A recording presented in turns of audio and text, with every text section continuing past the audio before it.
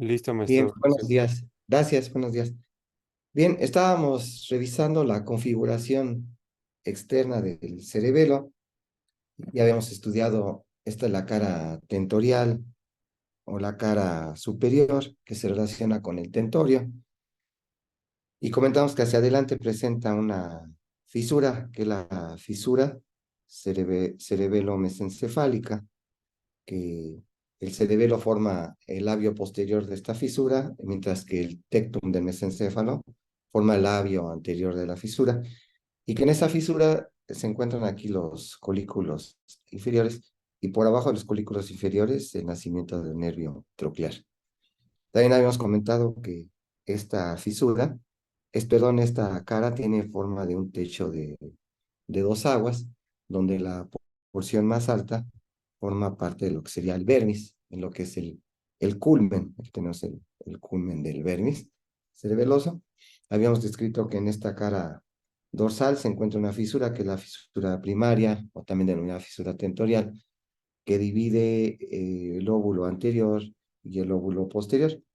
Pero a su vez habíamos comentado que el lóbulo anterior tiene subdivisiones, y entonces tenemos primero lo que sería este lóbulo, que es el lóbulo cuadrangular, este lóbulo cuadrangular, y comentamos que por abajo de la porción anterior de este lóbulo cuadrangular,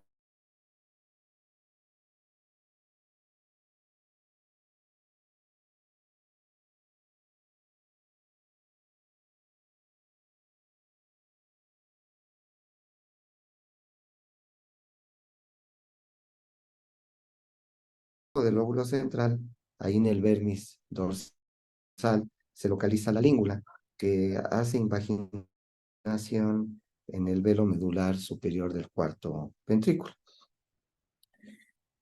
Después del culmen tendríamos el declive, pero ya el declive se localiza en el lóbulo posterior. Ya hemos descrito que este lóbulo posterior también está subdividido por esta fisura, que es la fisura posclival, y lo divide en el lóbulo simple, que es anterior, y el lóbulo semilunar superior, que es posterior. El lóbulo semilunar superior se relaciona con el extremo caudal del vermis dorsal, que es el folium, ¿verdad? Que hemos descrito, que será el folium, y el declive se relaciona con el lóbulo simple. Estas son las características de esta cara dorsal. Si veíamos la cara ventral, ¿verdad? Este es el extremo anterior, este es el extremo posterior, y decíamos que este extremo posterior está más elevado, sería esta porción, está elevada, y el extremo anterior se encuentra más anterior, pero más inferior, ¿sí? Entonces se encuentra así en forma de declive, donde el extremo posterior es mucho más elevado.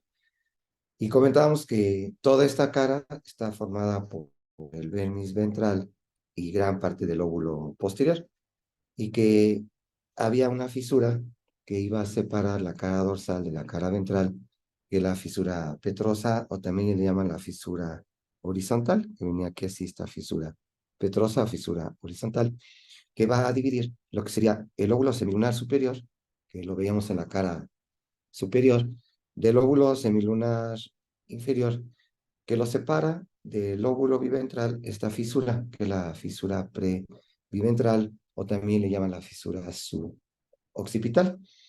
Y si vamos viendo las relaciones de estos lóbulos con el vermis ventral, vemos que el semilunar inferior se relaciona con el tuber. Ya habíamos visto que en la cara dorsal el semilunar superior se relaciona con el folium. Entonces, en esta vista lateral, ¿verdad? Habíamos dicho que el folium está aquí arriba y aquí estaría el tuber. Y por delante del tuber tenemos esta estructura así dilatada, que es la pirámide, y entonces el tuber se relaciona con el óvulo semilunar inferior, mientras que la pirámide está relacionada con el óvulo biventral. En el extremo anterior de la pirámide, sí, esta es la pirámide, encontrábamos una estructura que es la úvula, que a los lados de la úvula se encuentran estas intumescencias, que son las tonsilas cerebelosas.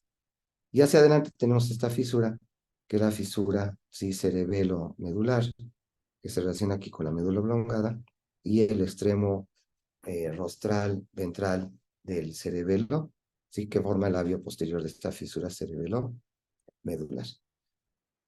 Y habíamos comentado que iba a haber otra cara, que es la cara petrosa, Aquí fue donde empezamos a tener problemas de comunicación, ¿verdad? Entonces en esta cara petrosa o cara anterior se llama petrosa porque ven que se relaciona con la cara posterior del peñasco o roca del temporal, que es la cara que diseca el neurocirujano cuando hace los abordajes del ángulo pontocerebeloso. Y entonces aquí tenemos la cara dorsal, y esta es la cara ventral, y todo esto sería la cara anterior que se relaciona con la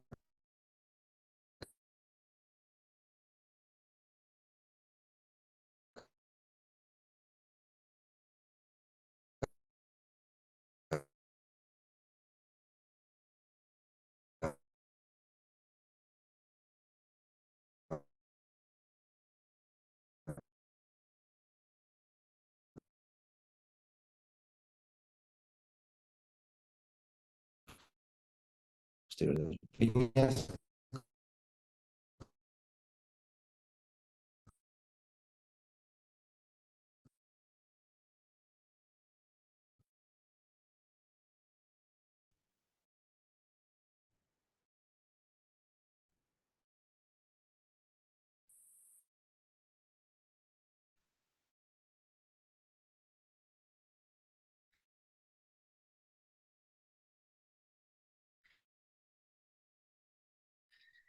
Aquí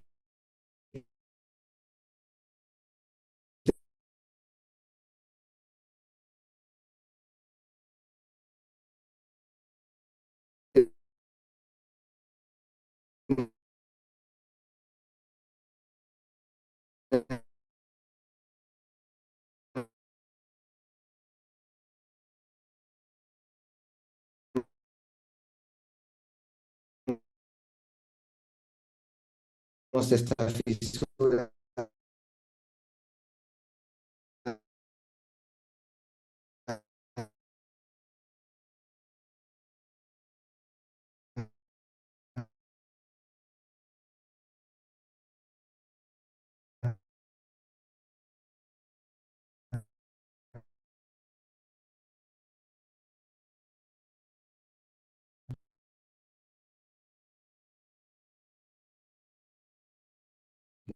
la fisura horizontal.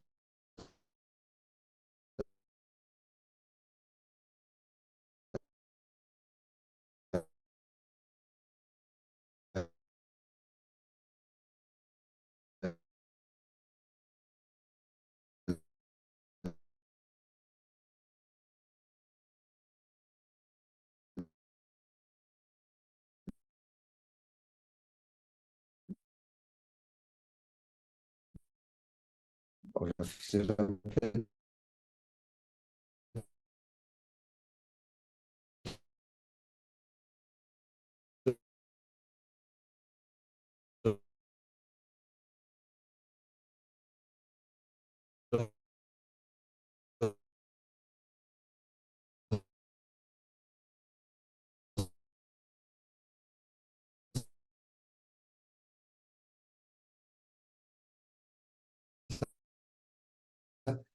que tiene la característica que hacia adelante, en esta cara anterior o cara petrosa, presenta una rama superior, ¿sí? Que se denomina rama superior de la fisura cerebelo-pontina y la rama inferior de la fisura cerebelo-pontina. Aquí tendríamos, estaría aquí el pedúnculo cerebeloso medio, tendríamos aquí el nacimiento del, más o menos aquí, perdón, tendríamos el nacimiento del nervio trigémino, ¿verdad? Estaría el nacimiento de este trigémino, y quiere decir que esta rama superior de la fisura cerebropontina se está relacionando con el nervio trigémino, mientras que la rama inferior se va a estar relacionando con otra pequeña porción del cerebelo, que es este pequeño lóbulo, que es el flóculo. Y también tenemos la evaginación de los plexos coroides, que vienen del cuarto ventrículo y se dirigen por los recesos laterales del cuarto ventrículo, se van hacia adelante y desembocan en los agujeros de Luschka o los forámenes ventriculares laterales. Ahí es donde emergen estos plexos coroides para desembocar en la cisterna prepontina. Recuerden que pues, a nivel de este ángulo pontocerebeloso, relación aquí con el flóculo, tenemos aquí el nervio facial y el nervio vestíbulo coclear, ¿no? Tendríamos estos nerviecitos ahí en relación con esta cara petrosa, ¿no? Recuerden que el ángulo pontocerebeloso hacia arriba lo limita el trigémino y hacia abajo lo limitan los nervios que se originan dorsales a la oliva, ¿verdad? El glosofaringeo, el vago y el nervio accesorio. Y en el centro del ángulo pontocerebeloso se encontrarían el facial, el vestíbulo coclear, en relación con el lóbulo esteflóculo y los plexos coroides. Aquí vale la pena describir esta cara anterior quitando el tallo cerebral. Entonces, si extraemos el tallo cerebral, pues tendríamos que cortar los pedúnculos cerebelosos que unen al cerebelo con el tallo cerebral, ¿verdad? Entonces tendríamos aquí cortados los pedúnculos cerebelosos superiores que comunican el cerebelo con el mesencéfalo, los más voluminosos que son los pedúnculos cerebelosos medios que van al puente y los pedúnculos cerebelosos inferiores que se dirigen hacia la médula oblongada. Entonces, esta es la cara dorsal, esta es la cara ventral y estamos viendo aquí la cara anterior, pero habiendo resecado el tallo cerebral, cortando los pedúnculos cerebelosos. Y entonces aquí es donde tendríamos este pequeño nódulo, ahí en el vermis ventral, y que hace invaginación en el velo medular inferior. Mientras que la língula hace invaginación en el velo medular superior, el nódulo lo hace en el velo medular inferior. Y ya ven que este se une con estos pequeños lóbulos, que son los flóculos, ¿verdad?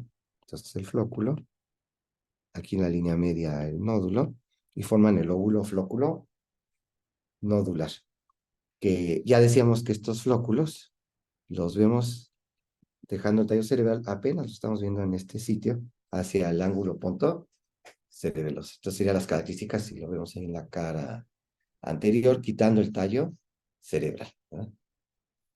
Si quieren, vamos a ver las disecciones del doctor Roton.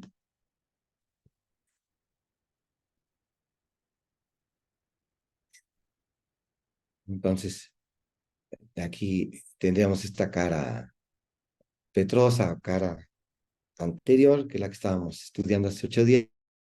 Primero aquí tengo la fisura petrosa, fíjense muy bien la fisura petrosa, o fisura horizontal, que está separando, dividiendo la cara dorsal de la cara ventral, y está separando los dos lóbulos semilunares, el semilunar superior, y acá abajo tendríamos el semilunar inferior, separados por esta fisura horizontal o fisura petrosa.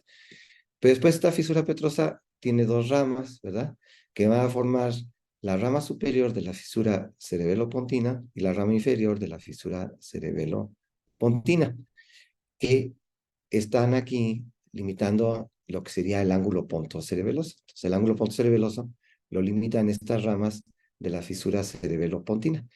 En relación con la rama superior, decíamos que está el nervio trigémino, mientras que en relación con la rama inferior estaría el flóculo. Aquí se ve el flóculo y se llegan a observar aquí parte de los plexos coroides. Aquí tenemos, fíjense, se observan aquí muy bien los plexos coroides, que si los seguimos llegaríamos al foramen de Luschka.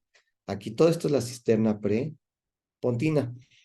Y en relación con el foramen de Luschka tendríamos aquí el nervio facial y el complejo del vestíbulo coclear. Entonces, todo esto es el ángulo pontocerebeloso. Aquí tenemos este gran pedúnculo que es el pedúnculo cerebeloso medio. Recuerden que la división entre puente y pedúnculo cerebeloso medio es trazar un plano vertical a la altura del nervio trigémino y ya podemos dividir el pedúnculo cerebeloso medio de lo que es propiamente el puente. El límite inferior del ángulo pontocerebeloso lo están formando la emergencia de estos nervios que nacen dorsales a la oliva, ¿verdad? El 9, 10 y 11 nervios craneales. Entonces, es la característica de esta cara petrosa. Fíjense, esta cara petrosa, también podemos observar que aquí en la cara dorsal se encuentran los elementos, los lóbulos que habíamos descrito, como sería el lóbulo simple, ¿verdad? después perdón, el lóbulo cuadrilátero, cuadrangular, después el lóbulo simple, y después vendría el semilunar superior, ¿verdad? Entonces aquí estaría el cuadrangular, el simple y el semilunar superior. Y acá abajo de la fisura petrosa, el semilunar inferior, y ya más anterior e inferior, ¿sí? Lo que sería el biventral, y aquí tendríamos estas intumescencias, que son las amígdalas cerebelosas, ¿no? Bueno, esto ya habíamos descrito, ¿verdad? Que al quitar el lóbulo anterior, en su porción anterior, por abajo, el lóbulo anterior, el lóbulo cuadrangular, teníamos aquí las alas del lóbulo central. Aquí está el lóbulo central y sus alas. Aquí abajito es donde quedaría la língula, invaginándose en el velo medular superior, que ya ven que se extiende de un pedúnculo cerebeloso superior a otro pedúnculo cerebeloso superior. Aquí ya en esta disección se hizo la resección propiamente de todo lo que sería el velo medular superior, el lóbulo, la língula, el lóbulo central, y entonces tenemos aquí los pedúnculos cerebelosos superiores, y aquí se cortó el velo medular superior, y ya estamos viendo aquí el piso del cuarto ventrículo. Y miren, esto sería el velo medular inferior, y acá en el velo medular inferior decíamos que hace protrusión, se imagina el nódulo, aquí tenemos el nódulo, que lateralmente se va a continuar con el flóculo.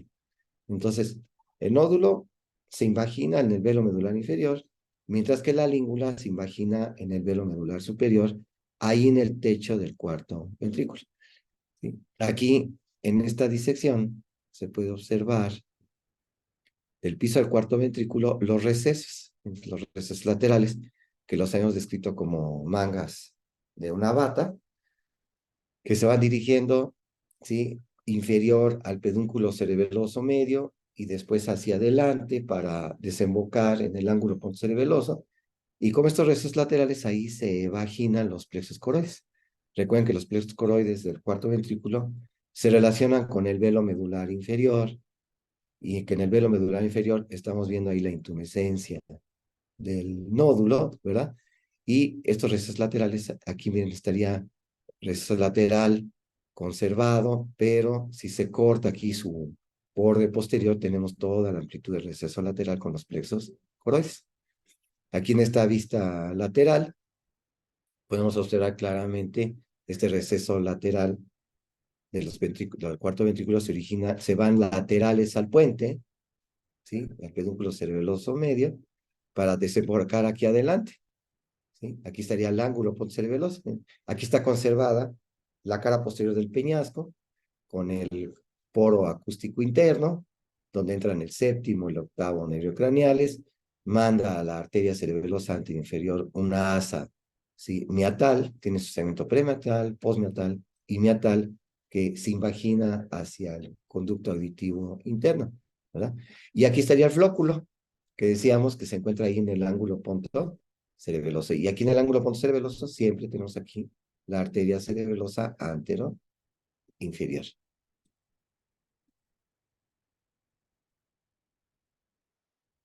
Ven aquí, se están conservando ahí las estructuras. Esta es la cara tentorial, aquí viene el seno recto, ¿verdad? Que recibe aquí adelante la vena cerebral magna o la vena de Galeno, y al seno occipital, sagital inferior. Entonces tenemos toda la cara dorsal tentorial del cerebelo, y aquí se está haciendo la disección del borde libre del tentorio, y ya ven que el par craneal, que está muy en relación con el borde libre del tentorio, es el cuarto nervio craneal, está relacionándose. Aquí se cortó todo lo que es el lóbulo cuadrangular, aquí estaría el culmen, este es el lóbulo central, y aquí la língula, miren, esta es la pequeña língula. Fíjense cómo están así traslapados, culmen, lóbulo central y língula. Y la língula, miren cómo se está invaginando aquí en el velo medular superior, que va de un pedúnculo cerebeloso superior a otro pedúnculo cerebeloso superior. Entonces, estas son las estructuras ahí profundas del vermis dorsal, ¿no? Bien. Aquí está el piso del cuarto ventrículo, ¿verdad? En la vista posterior. Y aquí vemos las estructuras que podríamos localizar en un abordaje suboccipital, ¿verdad? Ahí para entrar al cuarto ventrículo, operar un tumor aquí del vermis cerebeloso, y se observa muy bien aquí el lóbulo posterior del cerebelo. En este punto estaría el vermis ventral, y estos surcos son las bayéculas, ¿verdad? Y se puede observar aquí esta fisura suboccipital, ¿sí? O prebiventral, que separa aquí el lóbulo semilunar superior del lóbulo biventral, ¿ya? Y de este lóbulo biventral, estas evaginaciones que son las amígdalas, tonsilas cerebelosas, ¿verdad? Y aquí es donde entraríamos al velo medular inferior, donde estaría la abertura ventricular media o el agujero de Mayendi, ¿verdad? Estas son las estructuras. Y ahora aquí es donde se podría detectar, ver claramente si hay sí, una herniación de las amígdalas cerebelosas, como es la enfermedad de Arnold-Chiari, ¿verdad? Aquí vemos ramos de la arteria cerebelosa posterior inferior, que ya ven que estos ramos de la arteria cerebelosa posterior inferior están aquí en relación con la amígdala cerebelosa. Aquí ya se hizo la resección de parte de la aracnoides, de las arterias, para observar el vermis ventral. Aquí tenemos las bayéculas. Este sería todavía el vermis dorsal, el folium. E inmediatamente por abajo del folium sería el tuber. Y aquí tendríamos esta fisura, que sería la fisura horizontal o petrosa. Tendríamos después la pirámide, que se relaciona aquí con el biventral. Y aquí la úvula y la amígdala. Y aquí se ve muy bonito el foramen, ¿sí? Ventricular medio o de Mayendi. Aquí sería el velo medular inferior, ¿no? Aquí se está haciendo retracción de una amígdala cerebelosa, y entre las dos amígdalas se localiza aquí la úvula, ¿verdad? Y en la cara dorsal de la úvula se está fijando el velo medular inferior, ya que el velo medular inferior es muy delgadito, está formado de pía madre y también de células ependimarias. Y fíjense cómo en el velo medular inferior es donde se localiza el plexo coroides. Miren, ahí está el plexo coroides del cuarto ventrículo, y aquí estaría el foramen de Mayendi, ¿no? Aquí ya se resecaron las dos amígdalas, ¿verdad? Aquí está la unión telovelo, ¿sí? Tonsilar, telovelo tinsular, ¿sí? Y aquí se ve muy bien todo el velo medular inferior con el agujero de Mayendi para entrar al cuarto ventrículo. Esta sería la úvula, ¿sí? Aquí viene la pirámide y aquí se resecaron las dos amígdalas cerebelosas, y aquí tenemos la relación con el noveno, décimo y décimo primeros pares craneales, ¿verdad? Y aquí viene el receso, abriéndose hacia el ángulo cerebeloso, y aquí está el flóculo. Quiere decir que en este punto, si quito esta estructura, vería el receso lateral del piso del cuarto ventrículo. Ahí está. Muy bien. Pues, ¿alguna duda, un comentario que quieran hacer en relación a la configuración externa del cerebelo? No, maestro, todo bien, gracias. Ah, muy bien.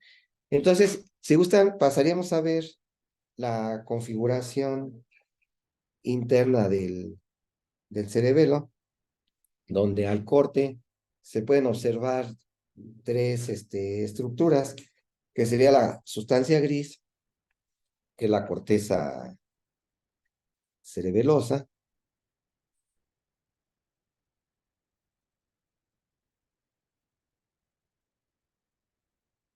junto con los núcleos centrales del cerebelo. Entonces, al ver la configuración interna del cerebelo, vamos a estudiar tres elementos: la corteza cerebelosa, los núcleos centrales y la sustancia blanca. Esos serían los tres elementos.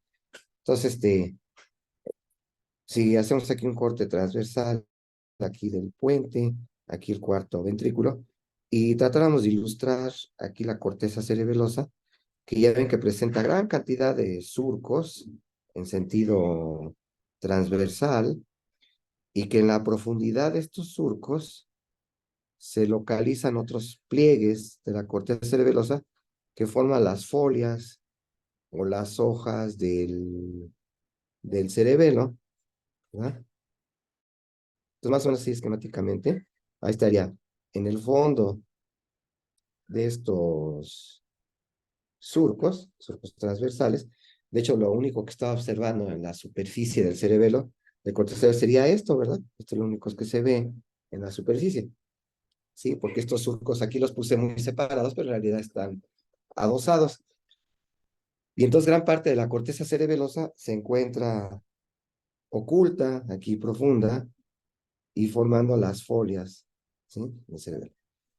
Esa es parte de la estancia gris. La otra porción de la estancia gris son los núcleos que están aquí, núcleos centrales del cerebelo, donde tenemos el más profundo, que es el filogenéticamente el más antiguo, y que ya está fastidiado de estar ahí tanto tiempo, ¿verdad? Por eso se denomina el núcleo fastigio. Después ya tenemos un pequeño núcleo que ya ven que normalmente está subdividido, que es el núcleo globoso, y después tenemos este núcleo alargado, que es el emboliforme, y al más superficial sería este núcleo que tiene así forma de globito desinflado, que es el núcleo dentado, que es el más reciente filogenéticamente. Se han ido como capas terrestres, los más antiguos son los profundos y los más recientes son los superficiales. Y aquí tendríamos lo que sería la sustancia blanca del cerebelo, ¿ya? Si vamos estudiando la corteza cerebelosa, si tomáramos una hoja, un folio de esta corteza cerebelosa, ya en que presenta primero una capa que está formada fundamentalmente de sinapsis, donde van a ser sinapsis las dendritas de las células de Purkinje con los axones de las células granulosas, que es la capa molecular. O sea, muy superficialmente tengo una capa de células que es la capa molecular.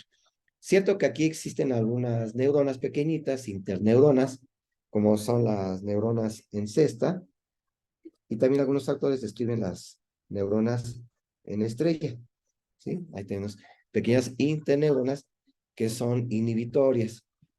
Posteriormente tenemos profundamente una sola hilera de células que tienen forma de botella, que son las células de Purkinje. Entonces tenemos la capa de Purkinje. Y ya ven que estas células de Purkinje, ¿sí? Su axón lo mandan profundamente a una sustancia blanca y sus dendritas se dirigen hacia la capa molecular, ¿sí? Muy bien. Después de la capa de células de Purkinje, tengo la capa que tiene mayor número de células, que es la capa granulosa. Aquí tenemos pequeñas neuronas que van a formar la capa granulosa, y aquí teníamos la capa de las células de Purkinje. Esta capa de células granulosas va a tener la característica de las pequeñas neuronas, en donde su axón lo van a mandar hacia la capa molecular, haciendo sinapsis con las dendritas de las células de Purkinje y que son de tipo excitatorio, tiene gran cantidad de glutamato, mientras que las dendritas de las células granulosas van a hacer sinapsis con unas fibras aferentes a la corteza cerebelosa, ¿sí? Y estas fibras aferentes a la corteza cerebelosa que llegan a la capa granulosa son las denominadas fibras musgosas, que vienen de una gran cantidad de tractos, núcleos, son las fibras musgosas. Y de hecho aquí esta sinapsis tiene forma de penacho y le llaman la sinapsis glomerular. Es muy abundante aquí esta capa glomerular, esta sinapsis glomerular que también es de tipo excitatorio. Lo cierto es que en esta misma capa granulosa tenemos otras pequeñas neuronas que son las células neuronas de Golgi, que tienen la característica que van a hacer su axón, hace sinapsis en las células granulosas, pero aquí es GABA, son de tipo inhibitorio, mientras que las dendritas de las tres células de Golgi están haciendo sinapsis en la capa molecular, con los mismos axones de las células granulosas. Aquí podríamos ilustrar decíamos que en la capa molecular había unas células en cesta, células estrella, que son pequeñas interneuronas, ¿verdad? Que tienen la característica de hacer sinapsis con las células de Purkinje y que es de tipo inhibitorio, y sus dendritas también hacen conexión con la capa molecular, que hay donde gran cantidad de glutamato. Lo cierto es que estas células de Purkinje, su axón también manda una colateral hacia las células de Golgi, que ahí están otro tipo de sinapsis. Entonces están formando ahí circuitos donde hay gran cantidad de glutamato, pero también gran liberación del inhibidor, el de neurotransmisor inhibitorio, que es el GABA. Son los circuitos aquí en la corteza cerebelosa. Y entonces decíamos que si hablamos un poquito de la sustancia blanca, decíamos que hay fibras que van a llegar a la capa glomerular, pero a la capa granulosa, formando las fibras musgosas, formando la sinapsis, decíamos, glomerulares, ¿verdad? Y por otro lado, vamos a tener que va a haber fibras que son muy largas, que van a ser las fibras trepadoras, que llegan del exterior del cerebelo y llegan y hacen sinapsis hasta la capa molecular, y son de tipo también excitatorio. Y estas células, estas fibras son las fibras trepadoras. ¿Alguien nos podría decir de dónde vienen estas fibras trepadoras que llegan a la capa molecular de la corteza cerebelosa? ¿Vienen exclusivamente de qué núcleo, de qué complejo nuclear? Del núcleo olivar inferior. Exactamente, exclusivamente del complejo olivar inferior. Entonces vienen aquí del complejo olivar inferior, que ya que está en la médula oblongada. En cambio, las musgosas vienen del resto de fibras que vamos a estudiar en los pedúnculos cerebelosos. Entonces, si seguimos con la sustancia blanca del cerebelo, podríamos describir las fibras que se encuentran en cada uno de los pedúnculos cerebelosos. Entonces podemos poner aquí pedúnculo cerebeloso inferior, el pedúnculo cerebeloso medio y el pedúnculo cerebeloso superior. El inferior que viene de la médula oblongada, el medio del puente y el superior del mesencéfalo. Ya que los libros traen las fibras que entran al cerebelo a través del pedúnculo cerebeloso inferior, aferentes, y las fibras que salen a través del pedúnculo cerebeloso inferior, son las fibras eferentes. ¿Alguien nos podría ir ayudando diciéndonos qué fibras entran al cerebelo a través del pedúnculo cerebeloso inferior?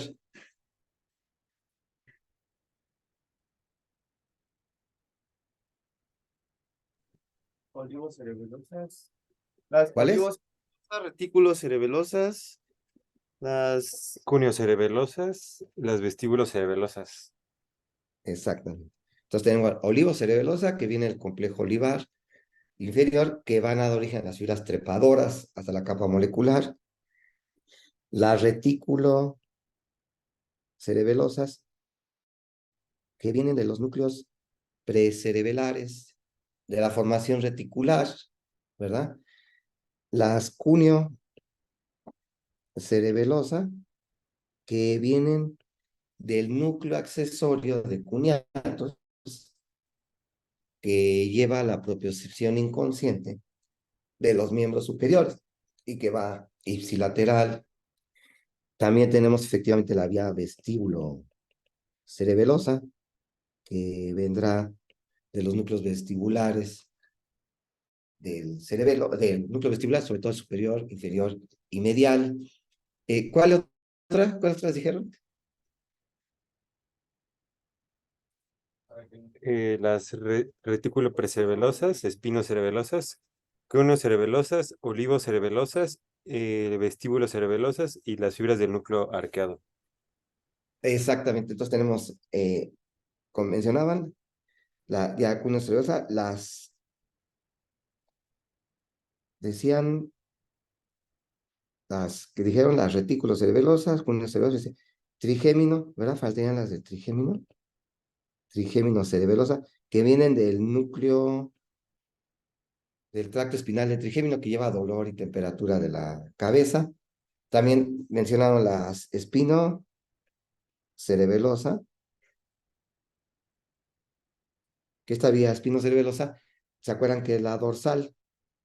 Porque hay una ventral que lleva información propioceptiva inconsciente del tronco y del miembro inferior, todas son ipsilaterales, y efectivamente del núcleo arcuato, la arcuato cerebelosa, y ya ven que el núcleo arcuato se encuentra allí en lo que sería aquí en la médula oblongada, se localiza aquí, ¿verdad? Aquí así, y que recibe fibras de la corteza cerebral, ¿sí? Y que después estas fibras arcuatas se ven aquí y van a formar las estrías medulares ahí en el piso del cuarto ventrículo, ¿verdad? Muy bien. Después tendríamos, sí, sí, pues sí, me parece que son todas, ¿verdad? ¿O nos falta alguna? De las fibras aferentes. Maestro, creo que son todas. Parece que todas, ¿verdad? Sí. Ahora, de las fibras eferentes, ¿cuáles tenemos?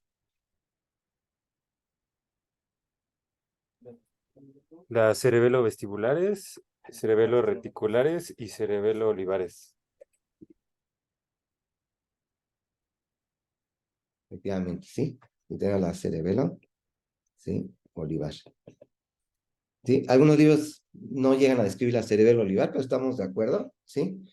Las más importantes sería la cerebelo vestibular, ¿sí? Que forma parte del arquicerebelo que vamos a ver, y la cerebelo reticular. Muy bien. Entonces se dan cuenta que el cerebelo recibe muchas aferencias, pero manda pocas eferencias. Ahora, si hablamos del pedúnculo cerebeloso medio, ¿cuáles son sus fibras aferentes?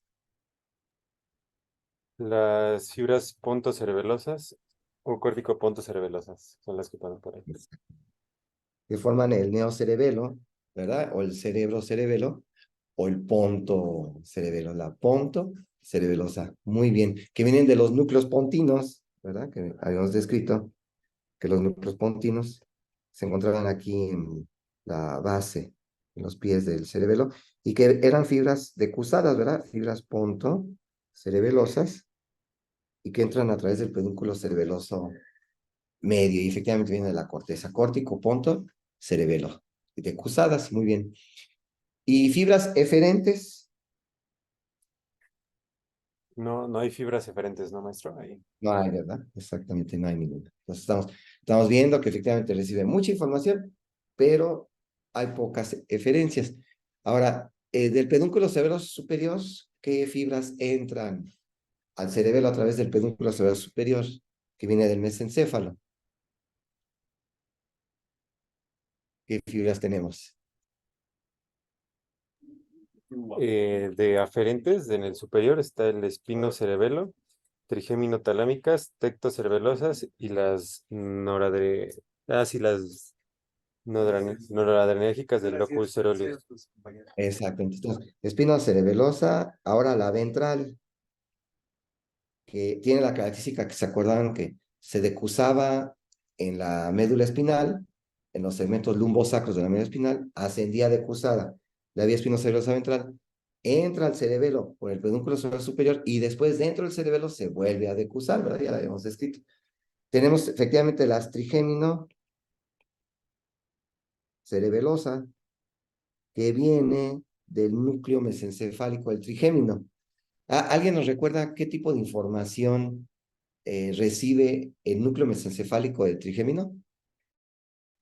Información.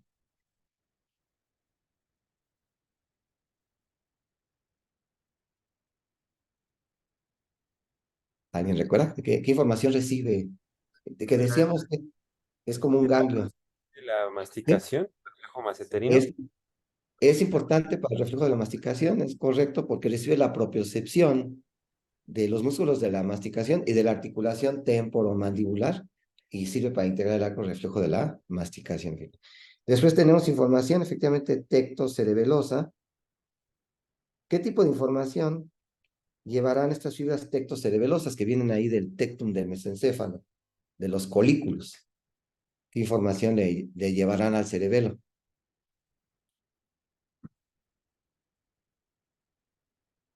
Lo de el relevo de, bueno, de la audiovisual y de la vía auditiva. Efectivamente. Sí, entonces al final de cuentas el cerebelo se está enterando de todos los chismes, alguien dirá, ¿verdad?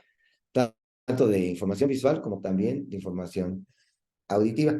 Y también decían de fibras retículos cerebelosas que vienen de locus ceruleus, que son fibras noradrenérgicas, de locus ceruleus al cerebelo, ¿verdad? Efectivamente, que son, la locus ceruleus, acuérdense que forma parte de la formación reticular, ¿verdad? Me parece que son todas, ¿verdad? A través del pedúnculo superior aferentes. Sí, sí, doctor, son todas. Muy bien. Y ahora, eferentes, ¿cuáles podrían ser? ¿Qué nos dicen? Las fibras cerebelo-talámicas y cerebelo-rúbricas. Las cerebelo-talámicas del núcleo ventral lateral del tálamo. Exactamente. Entonces, cerebelo-talámicas, que recuerden que estas se decusan al pasar por el pedúnculo cerebeloso superior y efectivamente llegan al núcleo ventral lateral del tálamo, ¿sí? En su porción posterior, ¿verdad? Este es el ventral anterior, este es el ventral lateral que se subdivide, ¿verdad? En anterior y posterior. Y todas estas fibras cerebelo-talámicas llegan al núcleo ventral lateral en su porción posterior. Porque ya veremos que en el ventral anterior y la porción anterior del ventral lateral son las fibras pálido-talámicas. Y las cerebelo-rúbricas, que estas generalmente vienen del núcleo interpósito, ya que el núcleo interpósito es el conjunto del globoso con el emboliforme, y también son decusadas, ¿verdad? Vienen de este núcleo interpósito, se decusan ahí en el pedúnculo superior, llegan al núcleo rojo, y ya ven que el núcleo rojo es en su porción parvicelular, porque ven que la porción magnocelular del núcleo rojo da origen a la vía rubroespinal, que nace ya decusándose, pero la porción parvicelular es donde llegan las fibras cerebelorrúbricas. ¿Y alguien recuerda, después que hace el núcleo rojo, con quién se va a comunicar hacia abajo? La porción parvicelular del núcleo rojo, para después regresar otra vez al cerebelo y formar un circuito. ¿Alguien recuerda?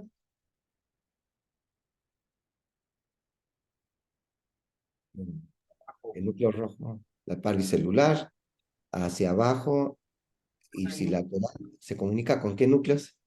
Con el núcleo dentado. Fíjese que estamos viendo que del cerebelo, el núcleo rojo se comunica sobre todo con el interpósito, globoso y emboliforme, ¿sí? La porción parvicelular del núcleo rojo. Después del núcleo rojo, su porción parvicelular manda fibras descendentes ipsilaterales a la médula oblongada.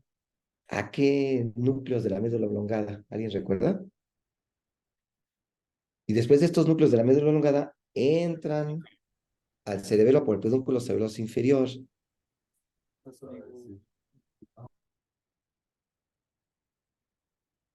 Y se forma un circuito. Núcleos olivares inferiores. Exactamente, a los olivares inferiores.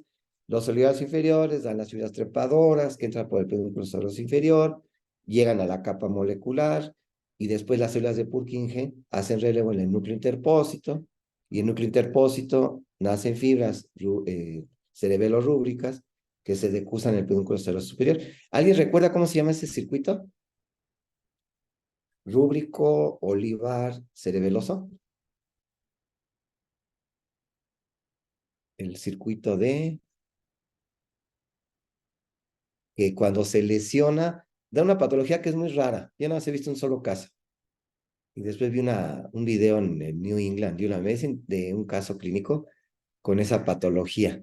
Y pues se dice que es una alteración de este circuito rúbrico, olivar y cerebeloso. ¿Lo recuerdan? No, no recordamos. Es el circuito de Mollaret, ¿ya? Y que cuando se altera, da la famosa ¿qué? Ahí viene así. Es muy curioso en el paciente, así se ve la mioclonía palatina. Se ven pequeños movimientos mioclónicos del paladar, ahí en la úvula, lo ve uno, ¿sí? Y que recuerdan, dicen, el movimiento de las branquias de un pez, así recuerdan, en la mioclonía palatina. Ok, entonces, esas serían las fibras que salen y entran al cerebelo a través de los pedúnculos cerebelosos. Ahora, si hablamos, ya ahorita vimos las características anatómicas de las divisiones del cerebelo, vamos a ver que desde el punto de vista ontogénico de la evolución de las especies, más bien filogenético, perdón, filogenético de la evolución de las especies, ¿cómo se divide el cerebelo desde el punto de vista filogenético de la evolución? Arquipalio y neocerebelo. Exactamente, es el arquicerebelo, el paleocerebelo y el neocerebelo. El arquicerebelo se encuentra en peces y el paleocerebelo ya aparece en anfibios, reptiles, aves, y el neocerebelo aparece en los mamíferos.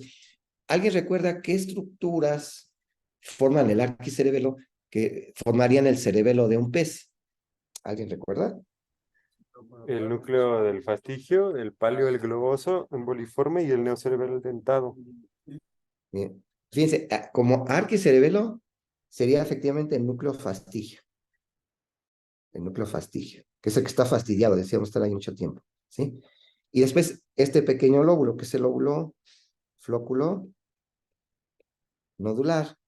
Y algunos autores también dicen que la úvula forma parte de este arquicerebelo, ¿verdad? Del paleocerebelo, ¿qué estructuras lo van a constituir? Ahora sí, El lóbulo anterior, el vermis, y ahí estaría el globoso y el emboliforme. exactamente. Entonces, el óvulo anterior del cerebelo, junto con el núcleo interpósito, efectivamente, el globoso y emboliforme. Y después, el neocerebelo, ¿quién lo va a constituir? El lóbulo posterior y el núcleo dentado. Exactamente. Entonces, sería todo este lóbulo posterior. Aquí estamos viendo la cara dorsal, así como también podríamos ponerlo aquí en la cara ventral, aquí con las bayéculas, ¿verdad? Entonces sería todo, aquí parte de gran parte del vermis ventral y toda la cara ventral del lóbulo posterior. Y efectivamente junto con el núcleo globoso formarían el neocerebelo. Y después tendríamos una división fisiológica por sus conexiones.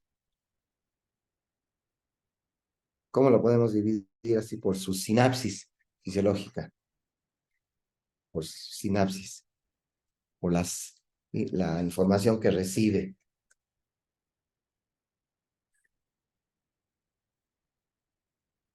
También tendríamos tres y que va a tener su correspondencia también con su división filogenética. Alguien que nos podría decir por sus sinapsis, por sus conexiones, y por esas conexiones pues da ciertas funciones a áreas determinadas del cerebelo. Pues el arquicerebelo con la parte vestibular, maestro. Exactamente, vestíbulo, cerebelo, que como su nombre lo dice, se conecta con los núcleos vestibulares y correspondería propiamente a las porciones del arquicerebelo. Muy bien. ¿Qué otro tenemos? El espinocerebelo. Exactamente. Espinocerebelo, que pues bueno, recibe los tractos espinocerebelos ventral dorsal, aunque recibe otros tractos, y este espinocerebelo estaría formado principalmente por qué porciones. Por el El tracto espinocerebeloso. Exactamente, ahí llegan los tractos espinocerebelosos. Y aquí si hablamos de de los hemisferios, del vermis, ¿qué regiones serían del espinocerebelo? Miren, Vermis, el para vermis, maestro. exactamente, sería aquí. Parte del vermis ventral con la región paraverniana, ¿verdad? Dicen que más o menos 1 hasta 2 centímetros de la región paraverniana, ¿verdad? Aquí formarían parte del espino cerebelo, que tiene vamos a decir, recibe mucha información de lo que sería el tronco, ¿verdad? Ahorita vamos a ver las características somatotópicas. Y por último tenemos ¿cuál sería el último de su división fisiológica? Sería el neocerebelo, el ponto cerebelo, cerebro cerebelo. Exactamente, el ponto cerebelo o cerebelo, cerebelo, ¿verdad? Que serían ya estas porciones, ¿sí?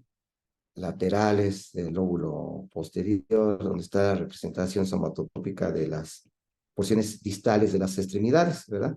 Y que está muy desarrollado en nosotros los seres humanos, y también se empieza a desarrollar en los mamíferos, y forman los circuitos córtico-ponto, cerebelo, dentado, tálamo cortical, ¿verdad? Entonces aquí estaría el neocerebelo, como bien decían, lo constituye el núcleo dentado, que es donde va a hacer conexión estas filas ponto cerebelosas, después de hacer conexión a la corteza cerebelosa, ¿no?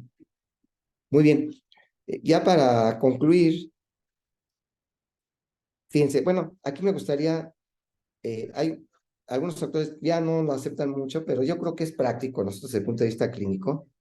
Aquí la división somatotópica, más bien la localización somatotópica en estas estructuras del cerebelo. Ya ven que se crean unos homúnculos en el cerebelo y dicen que aquí en la cara dorsal, si pones aquí la cara dorsal del cerebelo, y aquí vendría la fisura primaria, separando el lóbulo anterior y el lóbulo posterior, ya ven que aquí se representa un muñequito donde el tronco se encuentra aquí en la porción media, y aquí tenemos la cabecita que estaría ahí en relación con lo que sería el folium, ¿verdad? Y después tenemos que lo que sería en el óvulo anterior estarían las extremidades inferiores, y acá en el óvulo posterior estarían las extremidades superiores, ¿verdad? Así, somatotópicamente, más o menos ahí. Bueno. Y otra división somatotópica en la cara ventral, ¿verdad? Donde vamos a poner aquí el nódulo, el flóculo, el vermis ventral, y aquí ya ven que se forman dos muñequitos que se dan en la espalda. La cabecita estaría aquí en relación con el nódulo, cada una de las mitades de la cabecita, y aquí cada de las mitades del tronco, aquí dándose la espalda, ¿sí? Estaría en el vermis ventral, y después ya vendrían aquí las extremidades, la porción proximal y la porción distal de las extremidades, con una representación muy grande de las porciones distales de las extremidades, ¿verdad? Sí, más o menos. Hay muchos autores que ya no aceptan esta clasificación, pero yo creo que desde el punto de vista clínico nos ayuda mucho esta representación somatotópica. Y entonces de esa forma ya podríamos hablar sobre los síndromes cerebelosos, así rápidamente. O mire, bueno, ya se hizo, ya se pasó el tiempo. Si quieren, vamos a hacer lo siguiente. En 8 días vemos los síndromes cerebelosos. Sí, primero en forma genérica, ¿qué integra el síndrome cerebeloso? Después ya vemos el del vermis rostral, el vermis caudal, el hemisferio cerebeloso y el síndrome pancerebeloso. Y ya pasaríamos a ver estructuras supratentoriales. Y de las estructuras supratentoriales iniciaríamos con diencéfalo, tálamo, hipotálamo, epitálamo, nos iríamos a subtálamo y después nos iríamos a núcleos basales, ¿verdad? Con el estriado, y ya después ya pasaríamos a hemisferios cerebrales, propiamente corteza cerebral y al sistema límbico, ¿ok? ¿Alguna duda, un comentario que quieran hacer? No, maestro, todo muy bien, muchas gracias. Entonces así seguimos en la siguiente clase. Nada, porque vemos síndromes cerebrosas y empezamos a ver diencéfalo. ¿Vale? Claro que sí, maestro. Muchas gracias. Ah, bueno. Cuídense mucho. Hasta luego. Gracias, maestro. Hasta luego. Hasta luego, maestro. Hasta luego, maestro. Hasta luego. Gracias.